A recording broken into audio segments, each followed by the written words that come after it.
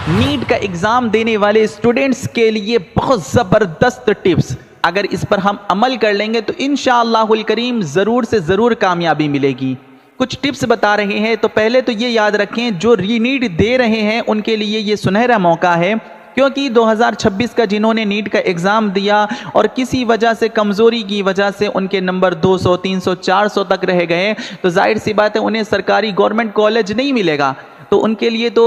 रीनीट का एक सुनहरा ऑफर है हमारे लिए कि पूरा साल हम बचा सकते हैं अगर स्टूडेंट्स इन टिप्स पर अमल करें। याद रखें कि रोज़ाना बेस पर क्वेश्चन प्रैक्टिस करें और जो गलतियां क्वेश्चन में आए उसको एनालिसिस करें, और जो भी गलतियां आए उसको एनालिसिस करने के बाद उसको भी प्रैक्टिस में लाएं। और ये भी सबसे बड़ी चीज़ है कि क्वेश्चन के साथ साथ चैप्टर भी रिवाइज करते रहें। और सबसे बड़ी बात यह है कि कुछ बच्चे क्या करते हैं, वीडियो पर ही निर्भर रहते हैं कि उन्होंने यूट्यूब खोला, वीडियो लगाई और लेक्चर लगाने के बाद बस वो घंटों 11 घंटे 6 घंटों की वीडियो देखते हैं और अपने चैप्टर क्लियर कर रहे हैं। लेकिन याद रखें, अगर यहाँ पे अगर हम बच्चों ने एक काम ये करना शुरू कर दिया कि वो वीडियोस पर कम फोकस करें, खुद अपनी किताब पढ़ें, किताब पढ़ने के बाद उसे खुद अपने से समझें और खुद क्वेश्चंस लगाएं, तो इंशाअल्लाहुल करीम जब आप खुद लग जाएंगे तो कहीं ना कहीं वो ज़हन में आपके जल्दी बैठ जाएगा।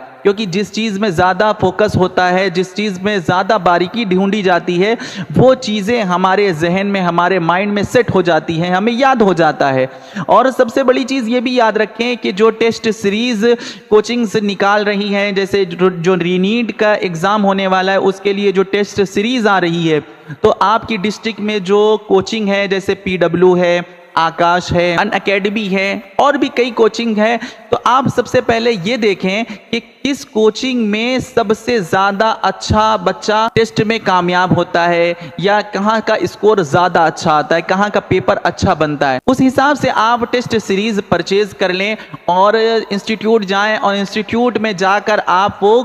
ऑफलाइन कोशिश करें कि ऑफलाइन एग्ज़ाम टेस्ट दें। और जब आप टेस्ट देंगे तो सबसे पहले उसमें आपको जो रिजल्ट आएगा, आपको पता चलेगा कि आपने कितने क्वेश्चंस गलत किए हैं और कितने क्वेश्चंस सही किए हैं। जो सही किए हैं उसको भी पर डे के हिसाब से आप प्रैक्टिस में लाएंगे और कोशिश ये करें जो गलत हो गया है उसको सबसे पहले एनालिसिस करें, और फिर उसके बाद आपको 9 बजे से लेकर 1 बजे तक सिर्फ रिवीजन टाइम सेट कर लेना है कि सिर्फ आपको रिवीजन ही करना है, आगे नया कुछ नहीं पढ़ना। अगर रोजाना के बेस पर मान लीजिए आपका 1 चैप्टर, 2 चैप्टर, 3 चैप्टर हो गया और रोजाना के बेस पर आपने कुछ ना कुछ गलत सवाल वाले क्वेश्चंस प्रैक्टिस किए